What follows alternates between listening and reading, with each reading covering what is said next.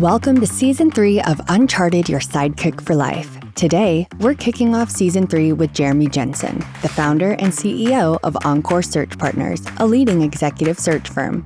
Jeremy shares candid insights on building a high-performance culture, the power of vulnerability in leadership, and the importance of aligning your personal values with your professional goals. Let's step into his world and learn how he turned his adversity into opportunity. Let's get rolling. What number? This is 12. Episode 1. Was it? Season 3, yeah. Season 3. Mm-hmm. There we go. I was recently another episode 1 a couple weeks ago.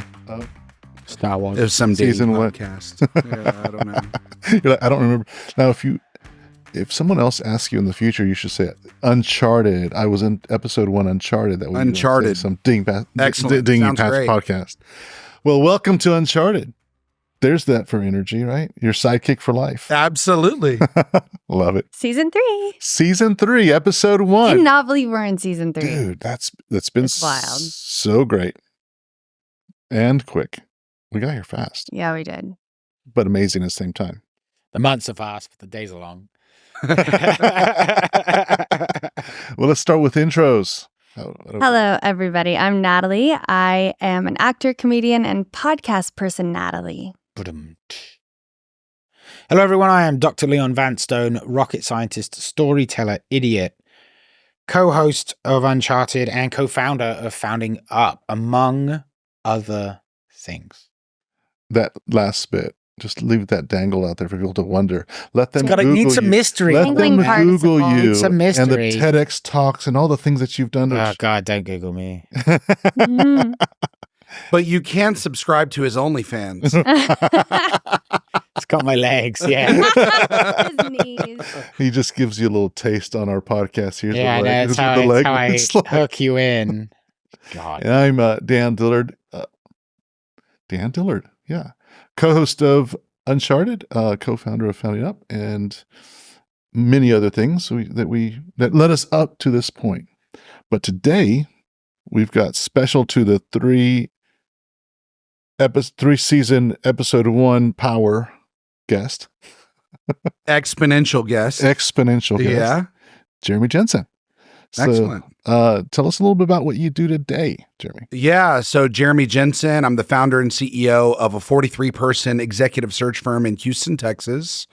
We recruit 100K plus professionals all across the nation. And so we're number 1 in the entire nation in the wealth management recruiting industry.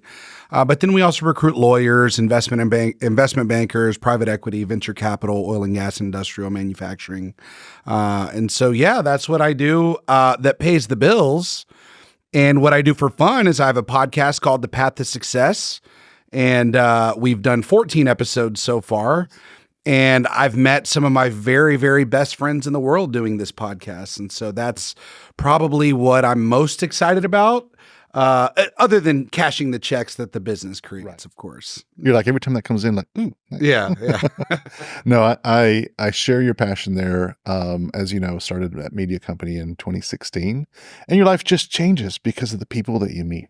Mhm. Just this incredible conversation that you get to know, kind of pull the string or pull the thread or just lift the veil onto somebody else's life and just kind of understand what their path is. And that's what our purpose is today, is just kind of helping and being that sidekick to Gen Z, an entire generation, and letting them know they're not alone, that there's those that have walked before and made mistakes before and failed before. Yeah. And ladies and gentlemen, Dan has made a lot of mistakes. You really are benefiting from that 100%. piece, that I had to do something. reservoir of It's experience. like, if you've got all this stuff, you're like, what do you do with it? You got to share it. Yeah.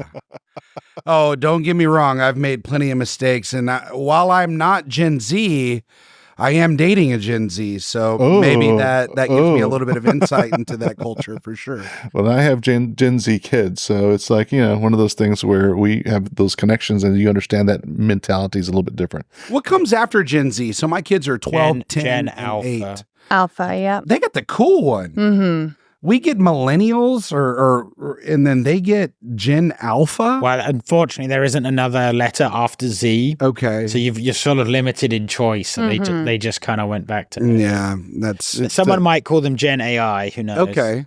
Well, Oh, I bet you're right. It could be awesome. Yeah. But then no. generative AI is often called Gen AI, so that gets really confusing. yeah. God, you're just saying smart shit. Not really. Yeah. All right. How many just comes kiddos off do you the- have? I have 3 boys, Nice. 12, 10, and 8 years old. So a 7th grader, a 4th grader, and a 3rd grader. I'm divorced. I've been divorced for about 5 years, and yeah, live in Houston, Texas. Very cool. So I heard you were a comedian. Are you going to say something funny? If you pay me, because it's Okay. my job. Understood. That's a lie, because that was quite That's funny. a great, that's a great comeback. yeah. So I asked her that in the last. Well, I did bring a stack of $1 bills, so you are in luck. Didn't know what we were going to That's, do after that's the not a podcast. comedian, buddy. yeah, wrong profession, Yeah. but I don't know what y'all are talking about. I'm just kidding. hilarious. Let the No, man I speak. just thought that was a really snappy quick because I asked her that Yeah. the last podcast and you had a reply for this one. I was like, oh, that's nice and Off awesome. the dome. You did share some jokes last time though. Yeah. Well, good. I always share dad jokes. especially, Always. There's especially not since an we're- enormous market it's- for dad jokes. especially since Like, there's no dad joke comedian. there's a dad joke Instagram channel that follow that. That's why I forward those on to her. So they're all plagiarized, is what you're saying. You have 0 original dad jokes. I There's too never many dads said. I to never have a said dad joke comedian. in my intro. I never said I was a comedian. By the way, Understood. But I Okay. do That's pass. true. I have said I've learned and I pass information on. So I'm in the safe zone. There we go. You're a steward of smiles. That's right, I 100%. like that. Let's talk about. I always like to kind of go back to when you were like 15. We have to unpack the childhood trauma. Is that As what long we're doing as, right long now, as it Daniel? doesn't go down super Keep it dark. fairly. Yeah, keep As long as it doesn't go Yeah. super down, I'm looking for what you wanted to be at that point in time. Oh man, that was easy. So I was raised in a very underprivileged community in Houston, Texas. It was called A-Leaf. And it's probably these are not the general census population numbers, but I would say 70% Black, 20% Hispanic, and then 8% Asian and 2% white is what I would estimate my community. My mom had me at 16 years old. She was a high school dropout. My dad left whenever I was 9, so I was raised by a single mom.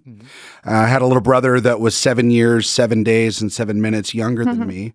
Wow. And Very specific. I know my mom noticed it when she got back from the hospital, and she was looking at the 2 little wristbands right next to each other, and it was like, "Wow, this is crazy." That's Seven. cool. That's Yeah, really cool. so I perfect don't know. We number. were lucky from day one.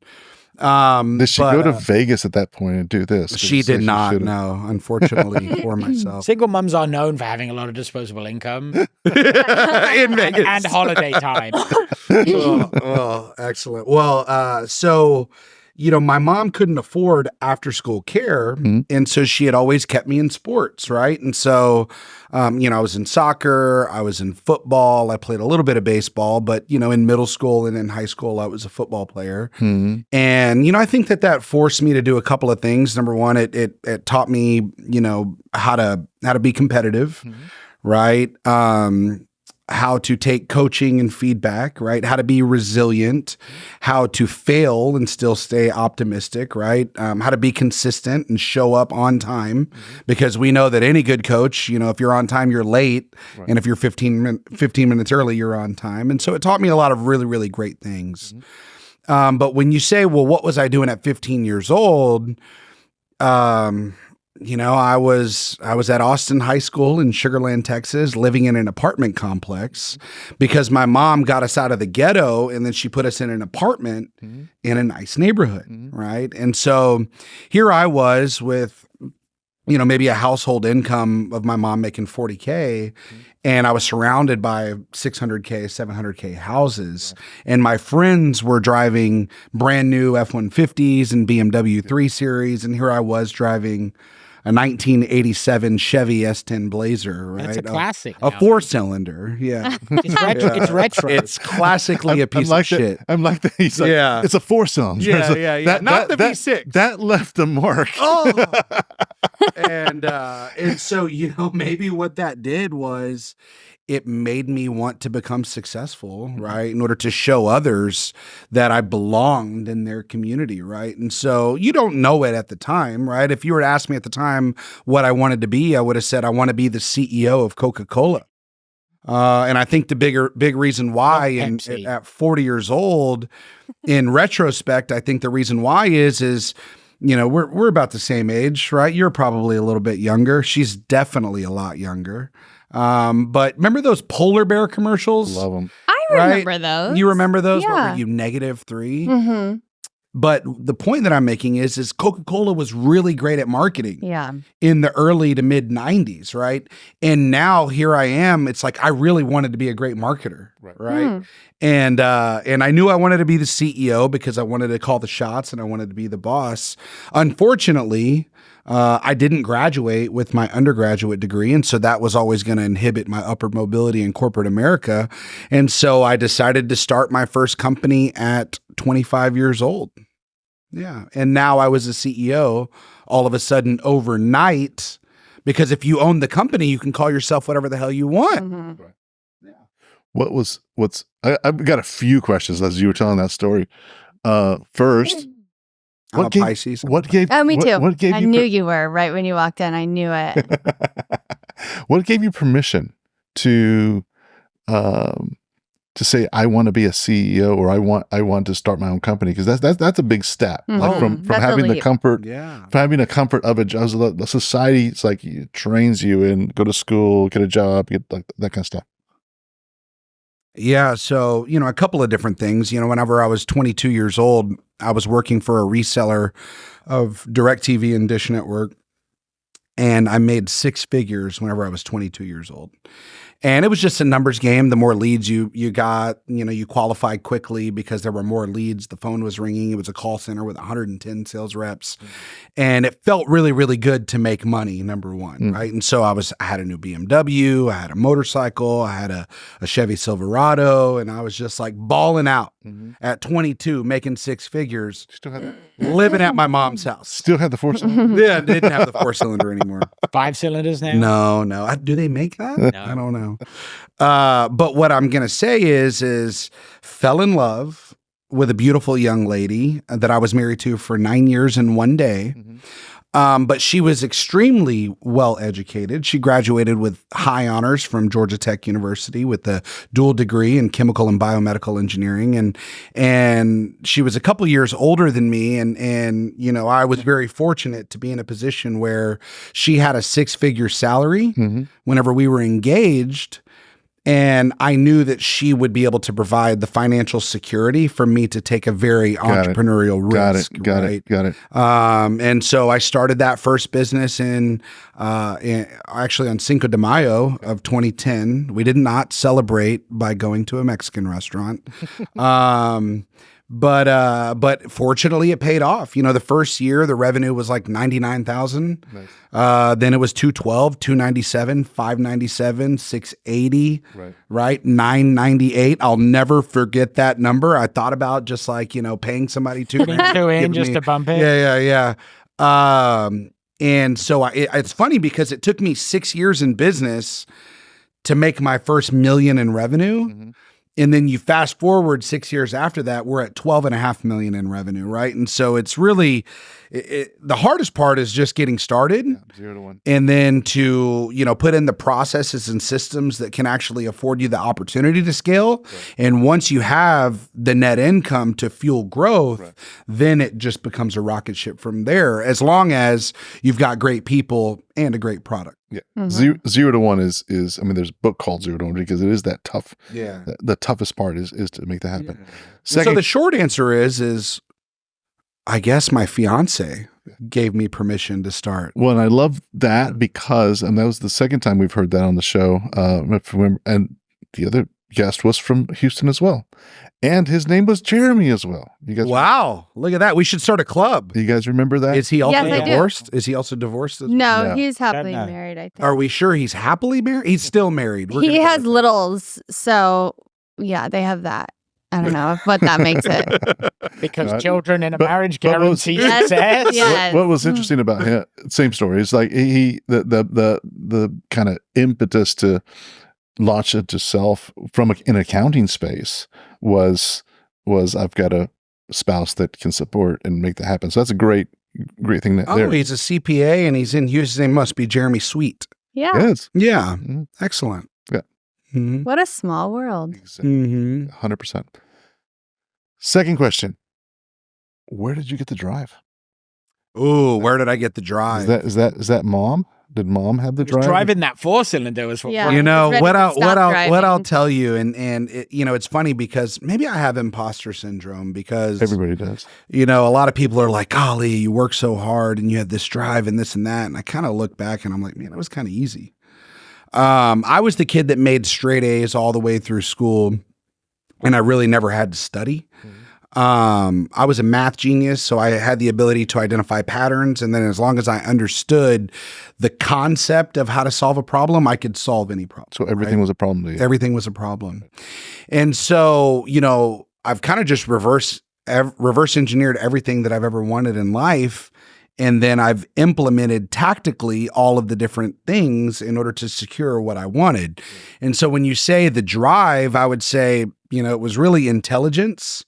The ability to like really put thought into what it is that I was working for and why I was working for it, right? Before I just jumped into it head first, because we all know that like you could go spend 10 hours of doing something whenever you probably could have just thought about for 15 minutes the most efficient way to do it. And you could have probably accomplished it in 30 minutes. And so I would say I'm a very efficient person.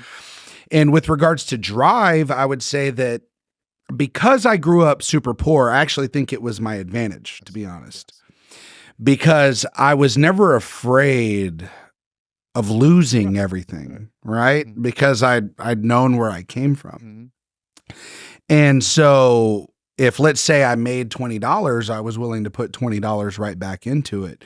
And so when you have that mentality where I don't need to consume a tremendous amount out of my business, that allowed me to hire people very early on, right?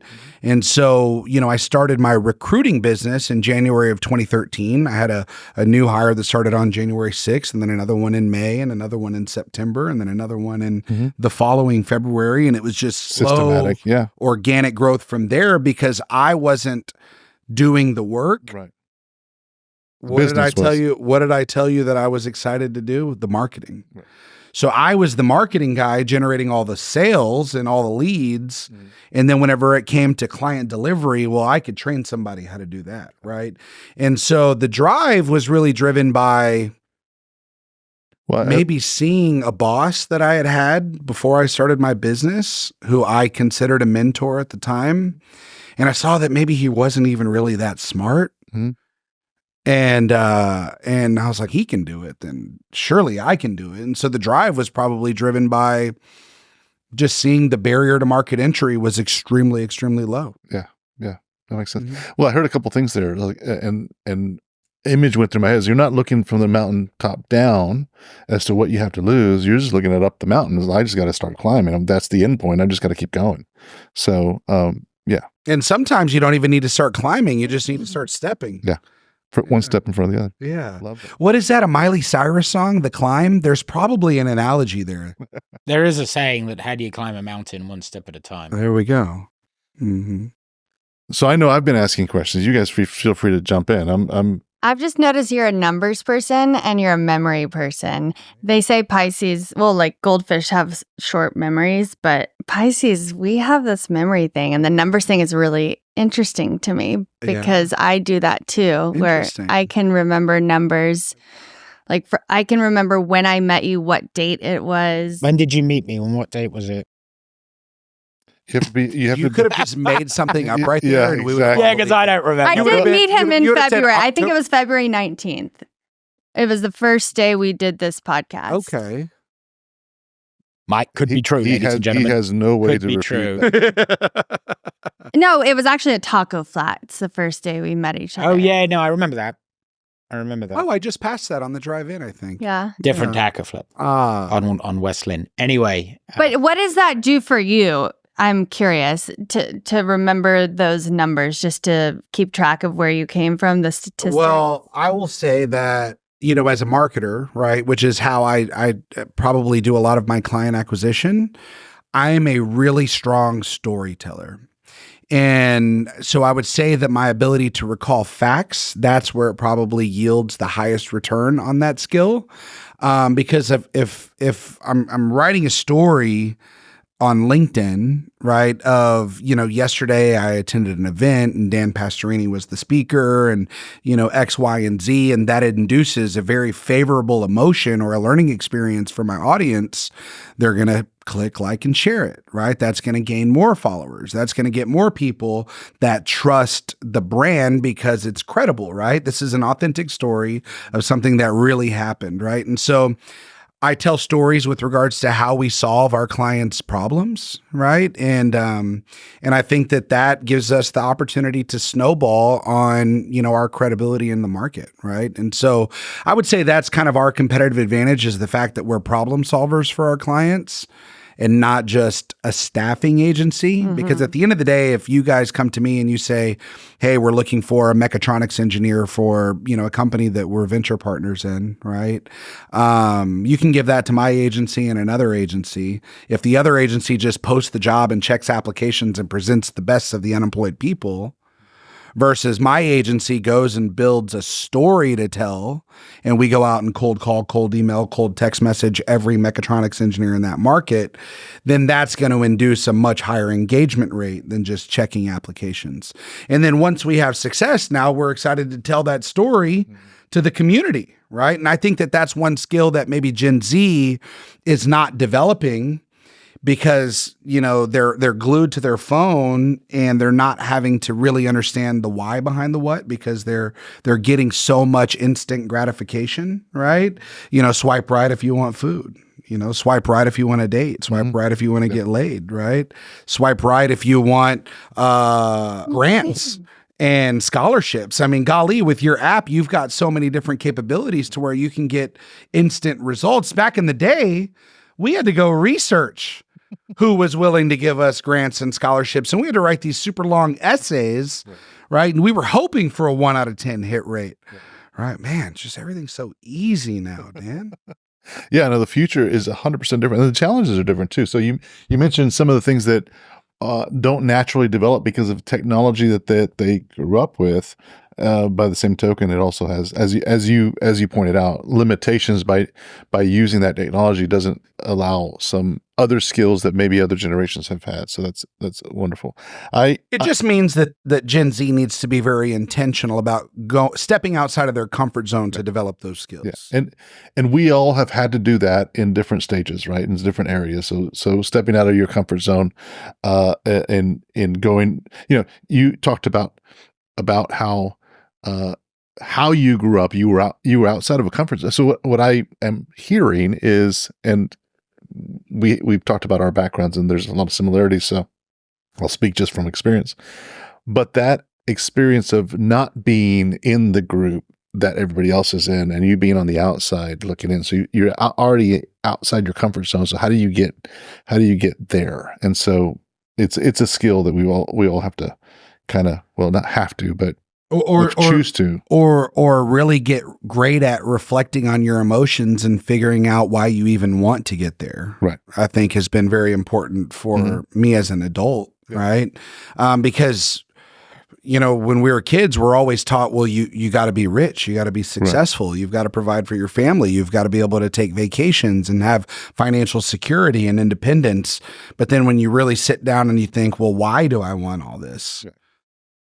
And I do think, and Leon's mentioned this before, there's some just mental differences in the various generations. So I'm Gen X, and so that was something that, my parents, which come from a different generation, baby boomers, that kind of thing, had this different mentality about how to go out there and get that. And that was very important. But as you go generation, I know that for my daughter currently, I mean, she's 21, and her and her friends currently don't speak about the goals the way I see them. The goals of making sure that, the financial goals and everything else that makes sense. It's more about experiences versus like that. And we'll figure that rest stuff later. And a part of it comes from, you pointed out, social media is this two-edged sword in that it does, I know it does good. I'm not sure the percentage wise, if it's 10 or 20% good and then 80% has got all these other things. But because you're always comparing yourself and you always have the world's problems in your hand because everything is always showing up for you 24/7, right? Remember, our upbringing wasn't that way. It was like we were out playing football and doing all kinds of crazy stuff and getting in trouble and drag race, all the things that just different, but we weren't worried about the world's problems. You could hear it on the news. If you watch the news, you know, that's one of those things, but because you're always carrying those generations carrying that, it can feel like you're defeated. Like it's like there's no future. Everything's been screwed to now. We got global, all these things, right? And so then it's just like, well, if I can't get a house because it's so expensive, that wages are low, and all these other things that happen, I might as well just live for today and have an experience, right? And so we have seen that as we've done a lot of our discovery and our interviews with Gen Z, and so it does put a different spin and perspective on it. But obviously, what we're doing here is saying, well, you know what, there's a way out of that mentality, and one of the ways out is get some good mentors, because they do change your perspective in life. But what's wrong with seeking experiences whenever you're in your 20s? Not a damn thing. Okay, I'm glad that you brought that up, because I didn't want to imply that was wrong. Sure. What I wanted to imply is that some of us grew up with a different goal set from the very early. Oh, 100%. Right? Yeah. But I actually agree with the experiences because I think society as a whole tries to move you along this, for lack of a better word, you know, cattle, a chute, right? Yeah. You're going to go through high school. You're going to go to college. You're going to do this. You get your first job. And it's like, breathe, man. You got to breathe. You got to experience that kind of thing. So I know that one of the things I've told this story before. I remember my daughter, and I think she was, 14, 15 years old, came home and just stuck in tears because universities were visiting her high school, and she was like having all this pressure, like she didn't know what she was being pressured to make a decision at that age, and it was just too early to make that decision. And me as her parent was like, hey, you've got time. We can make this happen. Don't let that affect you at this moment. She's like, Dad, you don't understand. So she was feeling all this peer pressure from the students, and everybody knows what they want, and she didn't. But I've always been a big fan of finding yourself first before you go throw a bunch of money at something that may not be for you. Well, that's difficult to do because, man, I'll tell you that the person who I was at 18 years old was very different than the person who I was at 25, 30, 35, and now 40. And so, you know, finding yourself, I think, you know, it could just be a moving target, you know? Well, it is. Yeah. And I think part of it, though, part of the discussion and part of us coming together and having these conversations is understanding why I asked that question was, what did you want to become when you were 15? Sure. It changed. That's a moving target. And it is kind of a growth target as you're moving. You not necessarily you seem to have hit something early in your 20s that you can just develop as a business. And it didn't really shift from that model. You've done other things. Sure. But a lot of individuals, including myself, you know, went into financial planning, went into media, went into like all these things to still kind of find what is that spark inside me that makes, what is the gift that I got to give to this world, right? And so, it is a journey for a lot of individuals, and we've got to figure it out. But starting with at least a direction, like here's what I think is for me, and kind of following that versus like completely opposite is my thought. Which leads me to this question around mentorship. You mentioned one mentor that you built. How is mentorship today for you, and how has it impacted your journey? Sure. So, you know, mentorship for me has changed probably over the last 20 years. You know, whenever I was in my early 20s, I was, you know, really just seeking direction, right? And so I aligned myself with one individual that just told me what to do, and I didn't really challenge the why, right? I just did it. And, you know, that helped me advance, let's say, 3 steps, Okay. Whenever I started my first business, that individual felt like he was entitled to maybe a partnership equity in my business because he had encouraged me to start it. And when it had become very financially successful, there was an element of resentment that he held towards me. And that came across in some of his actions. And so after knowing him for about 6 years, I had to distance myself from that person. Right. And so I think that it's important to recognize that we can have different mentors that serve us for different purposes during different seasons of life. Right. And I'll give you an example. I use a lot of dating analogies. I've been single for the last 6 years. Right. But it's like, your high school girlfriend served a very different purpose than your college girlfriend. And then, maybe your first wife, whenever you're building your company and you're having a family, is going to be very different demographic than maybe your second wife, whenever you're in your 40s. Right. And so different desires of what you want out of life. Right. And so I think that it's important to recognize not only what success looks like at 80 years old, but really just kind of hyper focus on these 5 or 10 year blocks. Yeah. Where do I want to be in 10 years? And more importantly, have a mechanism to where I can really self-reflect on why I want to be that, right? Yeah. Because sometimes you can secure the reason why without having to put in a lot of capital or a lot of time or equity into something, right? And so right now in my season of life, I want respect and admiration from people who I respect and admire. But maybe 15 years ago, that really wasn't my why. Doesn't matter. Right? Yep. But in order to answer your question, mentorship. And so I had that individual. And then I was kind of like the Lone Ranger for 10 years. Head down, hyper-focused on my business, workaholic, was not a present father, was not a present husband, was an asshole at work, my way or the highway, super high turnover, right? Very low net promoter scores in the business. And then I went through a divorce in 2019, and that was a very humbling experience for me. I joined the Entrepreneurs Organization, EO. That was a really interesting group to join at that pivotal moment in my life. And I was paired with a mentor, and I was his mentee. And I won't name his name, but he owns several drug and alcohol rehab centers in Houston.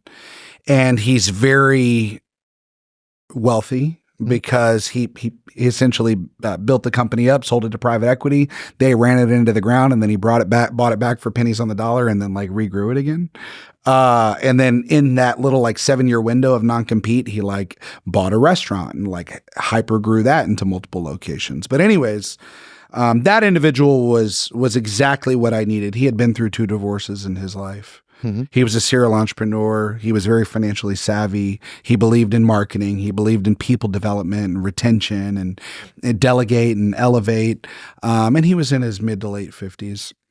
But he was a great mentor for me. And then after the 2 years that I'd spent with him, then I decided to raise my hand and say, hey, now I want to be on the board for EO. I want to be a mentor, right, in this community. And I'll tell you that it's one thing to be a leader because people have to listen to whatever you tell them, but it's another thing to be a leader of leaders. And that helped me develop a skill that I think is invaluable when you're literally the leader of all these other CEOs on this nonprofit board, the Entrepreneurs Organization. That helped me tremendously, man. And it really wasn't because these folks were giving me advice or holding me accountable, but it allowed me to see how they ran their business, the logic on why they were making decisions, seeing where they failed, learning from their failures and experiences, being inspired by their successes, right? And so having a community where maybe it wasn't a one-to-one mentorship, but having an inquisitive mindset to say, well, why did you do that? How did you do that? What was the result? If you could do it again, would you? Right. And so I think it was critically important for 2 things. Number 1, to raise my hand and volunteer for an unpaid board seat. But number 2, be likable enough to where these really high performers felt comfortable in sharing me what's behind the veil, is what you said. Yeah. Similar experiences that I understand where you're coming from the standpoint. When I did my first interview with Founding Austin, I fell in love because similar to you, prior to that, in the business I was running at the point, it felt like solo. Like I'm doing this, you're calling all the shots. It's lonely at the top. They say that, right? Yeah. Top of your own organization. It's lonely because you're the one, the buck stops here. And you don't have anybody else to bounce it off. You might have one or two people to bounce it off of, but as I started doing, as I decided to build a magazine and had that my very first interview, I just fell in love with the process because here I'm talking to another guy just like me. And then that builds this huge community of other individuals. So very similar, completely understand where now you don't feel alone. Now you can like lean on other people and call, hey, I've got this idea. What do you think? Is it, you know? Well, another thing is I really hate to admit it, but my mentors now, the people that inspire me, a lot of them are social media influencers and just consuming this short form content of people to kind of like train my thought process. They've helped mold what I view are my goals and ambitions, right? When you look at individuals like David Goggins and, Alex Hormozy and Simon Sinek and folks like that, to some extent, those people are extremely influential individuals in my life. Yeah. And they don't even know it.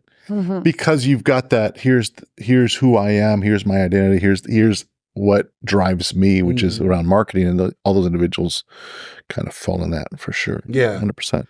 Yeah. It's funny because you talked about social media and you talk about all the bad that is going on in the world, but I don't even see that shit in my feed, man. I think that the algorithm is so sophisticated to where it knows the exact content that I want to consume, but more importantly, that I need to consume in order to become a better version of myself. Yeah. In 2017, in my business, we implemented a system called EOS, the Entrepreneurial Operating System. And that forced us to identify what was our mission, what was our vision, what were our core values, right?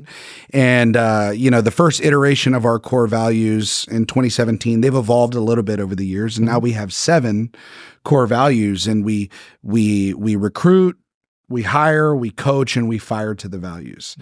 And we implemented something called a vision traction organizer. So we know exactly where we're going, why we're going there, and how we're going to get there, right?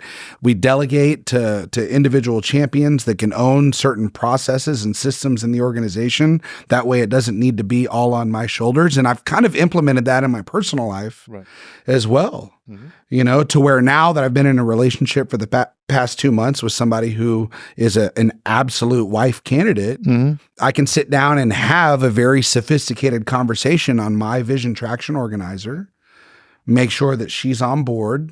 And if she does want to lobby me about changing something, I can make sure that we're aligned as we build for the future. And I think that's where a lot of people that are younger nowadays is they tend to seek what feels good. And they don't necessarily have a mechanism to make sure that it's logically aligned with where they want to go in life, because they're constantly seeking pleasure because they have no purpose. I'm going to throw it over to Leon. Thoughts, because you guys have been super silent, and I'm like, guys, come on in this conversation. What are your thoughts? Listening. Pleasure and purpose. Yeah, is that a segue? What are your thoughts on what is said? Challenge it, don't challenge it. What do you see? What do you don't see? Yeah, I would. I mean, what do you want to? No, you go ahead. I would disagree. I've got to speak. I would disagree with the idea that Gen Z is only out there for things that are pleasurable. I would argue they are quite arguably the most purpose-driven generation in terms of what they care about, what worries them, how they spend their money. I think there is this reputation perhaps of them being lazy or being having short attention spans and looking for quick payoffs. But I would also argue that they are a generation that has learned the hard way there aren't an incredible number of long-term payoffs for them. The value of university goes down. The quality of high school education is decreasing. The opportunities for things that, are value for money last a long time, goes down and down. You have to buy a new iPhone every year and so on and so on. So, you get the system you incentivize. And I can't help but feel that we as a society have put Gen Z in a position where there is no point putting loads of work in to a company or to a thing because it doesn't pay off. So what's the sort of that from, if you know, from my experience of interacting with them, their argument would be, what's the point? Yeah.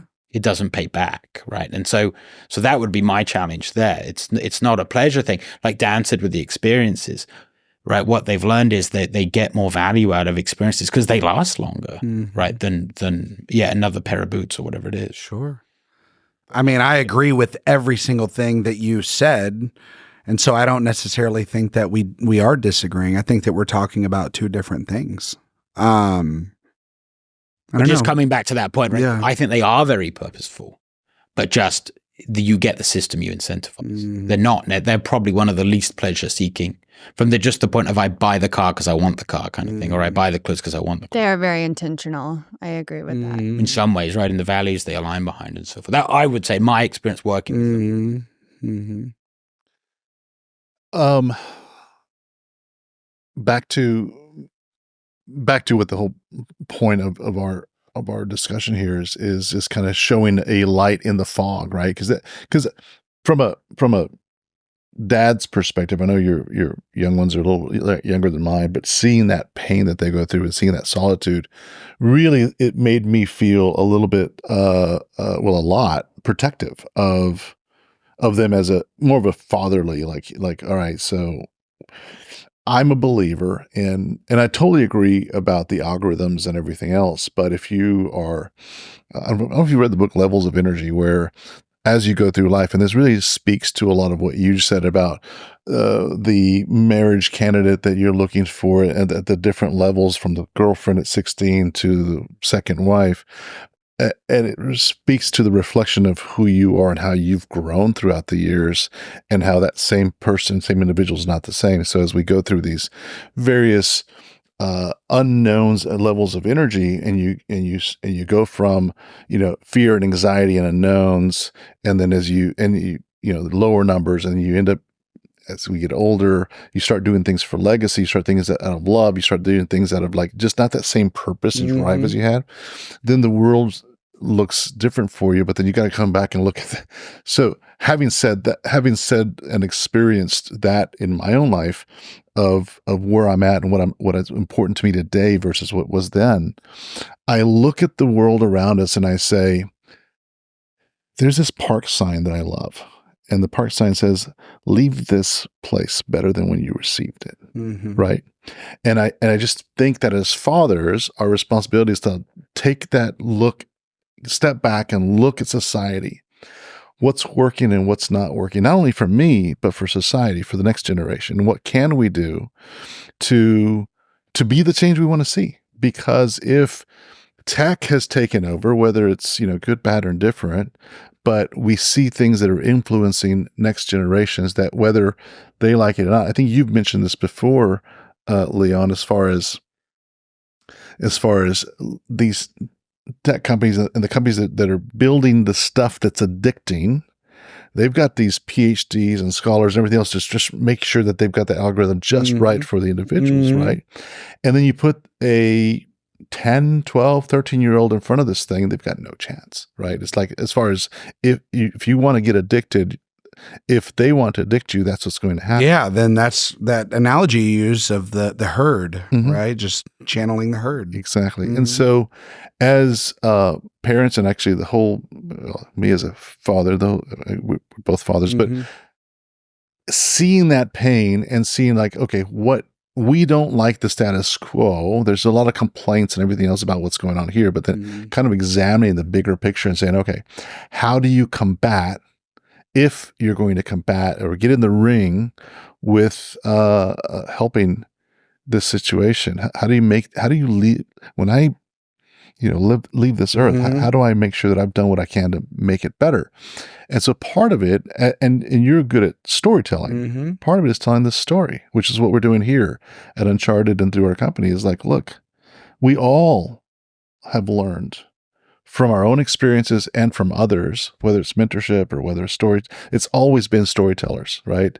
Even the fact that you've brought this up before, Leon, as far as how people got named in the past, if their last name, their surname was because of something they did as a family.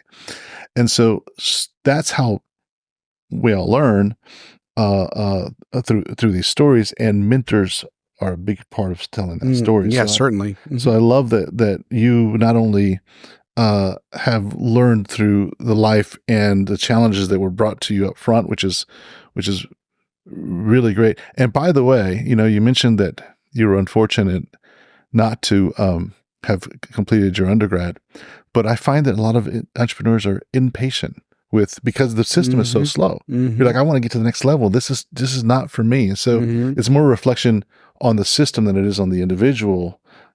Leon, you shared some stats about teaching and about what the percentages of students actually learn. About a quarter of them like being lectured.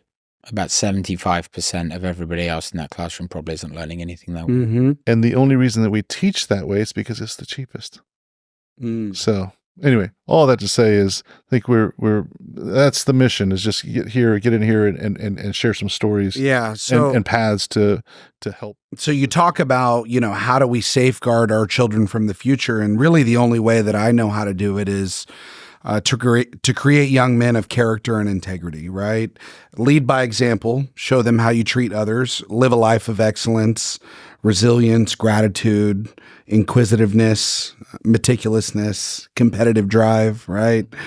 Share my actions and my results and my failures with my children. Yeah. Constantly ask them, how did you fail, right? Because I think in moments of them auditing their own thoughts and emotions and sharing, why they were sad that Megan sat at the other table at lunch and not next to them, right?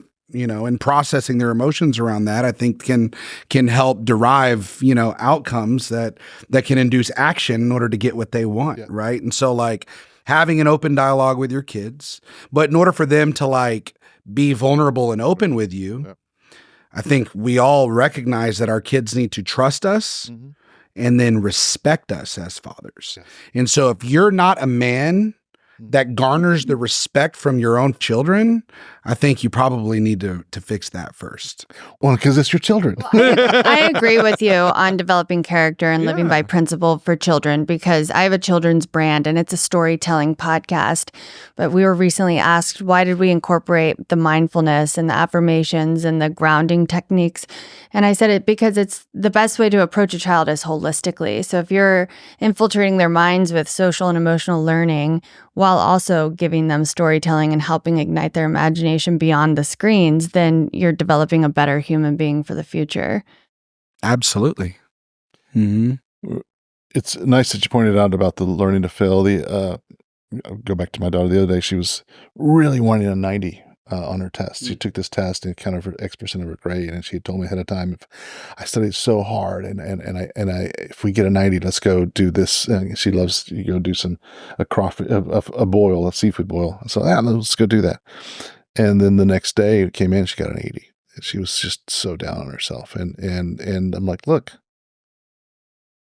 you throw some consolation out there. Yes, remember that C students build companies, A students work for them, that kind of stuff. But also, I said, go back to the test and learn from it. Sometimes what I found, I said, it's go read the questions and look at how that you might have, because you studied so hard, you may not be wrong.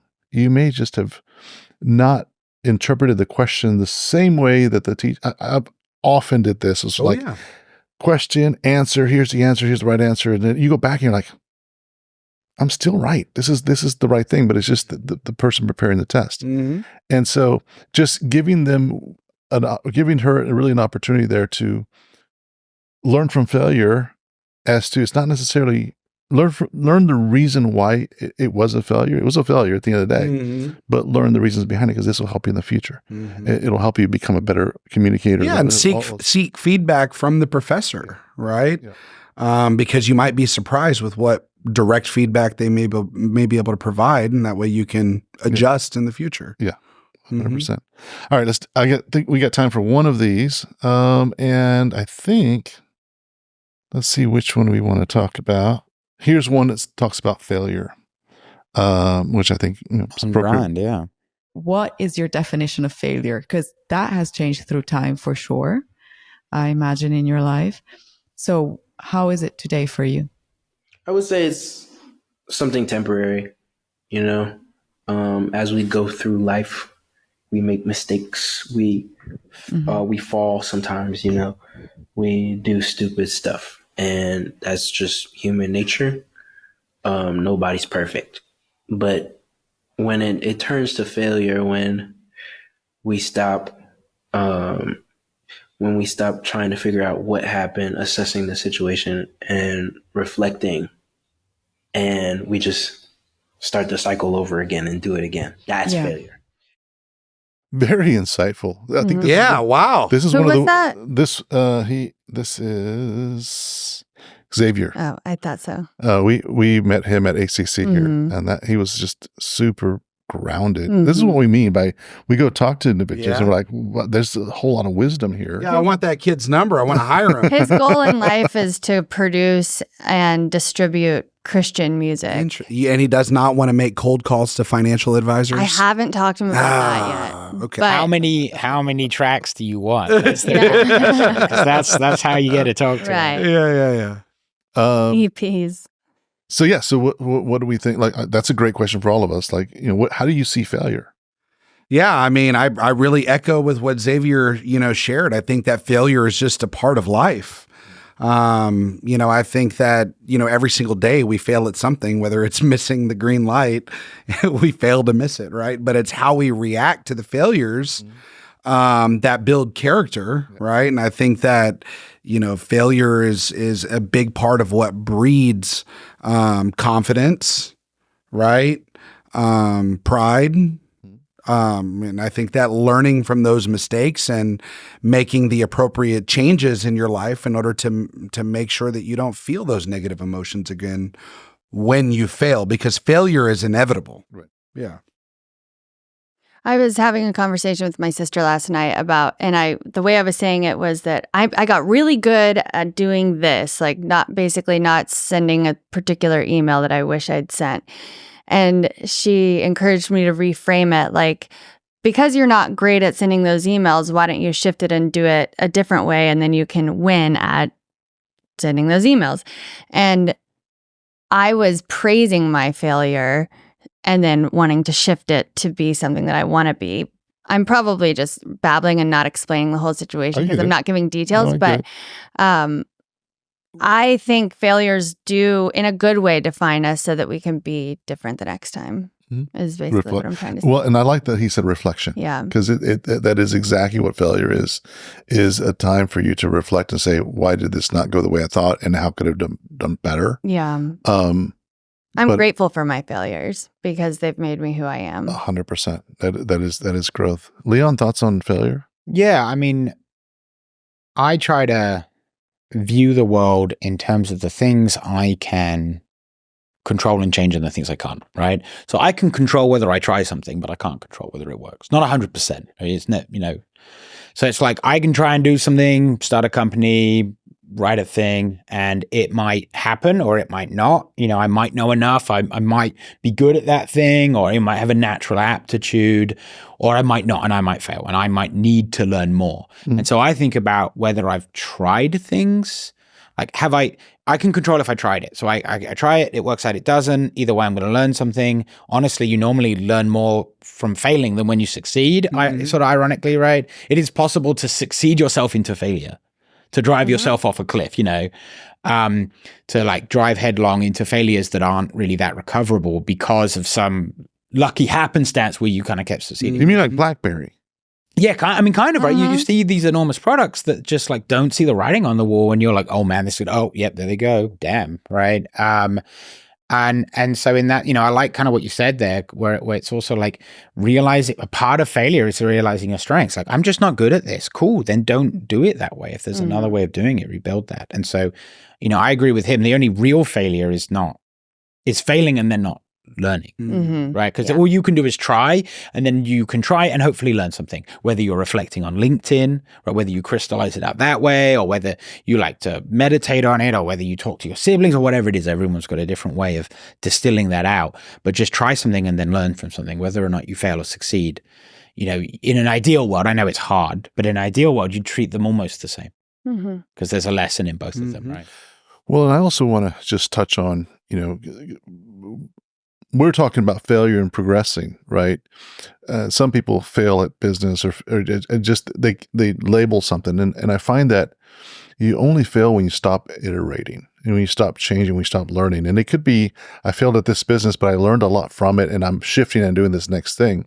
But when you completely just stop trying, like I gave up, because there's so many stories that I know I've read, I'm assuming you guys have, where that success is just on the other side of this really of not quitting, right? You just got to do one more thing and then everything turns around. The analogy I really like is lifting weights, right? You know, you always lift weights to failure. That's sort of the point. Yeah. Or just about, I almost lost that, right? Yeah. And then what do? You don't give up because you didn't finish the last rep on the last set. You come back the next day and you do it again. And that's growth. It's just constant doing something until you fail at it and then coming back the next day and trying again. And that's growth. That is growth. Yeah. You know, like if you see the failure to lift that last rep as failure and quit, your life will change. That's it. Your muscles. I used to be grow your muscles, right? Yeah. Exactly. But if you see that as a learning opportunity, or you know, and you come back the next day and you try again, looking at Arnold Schwarzenegger, you get stronger. Boy, talk about someone that accomplished some things for sure. Yeah. Yeah, I'm sure he was natty. But anyway, but yeah, I don't know. That's kind of how I try to think of the world. It's not always easy to think of the world that way. You know, it is devastating when something you really cared about fails, right? But that's how I try to frame my experience of things as best I can. Love it. And with that, we are on time. Not out of time, on time. Thanks so much for being with us, Jeremy. Really enjoyed the insight. Enjoyed learning more about where you came from and how you've overcome that and where life is headed for you right now. Awesome. Thanks for having me. Appreciate it. Thank you, Jeremy, for sharing your story with us, from navigating a challenging upbringing to leading a multi-million-dollar business. His advice on how to be the CEO of your own life, regardless of your position or industry, was both empowering and actionable. Whether it was about taking calculated risks, embracing failure as part of the process, or finding purpose through helping others succeed, Jeremy's perspective resonated at every turn. Don't forget to subscribe, leave a review, and share this episode with someone who needs a little inspiration today. Be sure to check out our show notes to participate as a guest or Gen Z contributor on the show. Until next time, keep exploring the uncharted paths in your own life.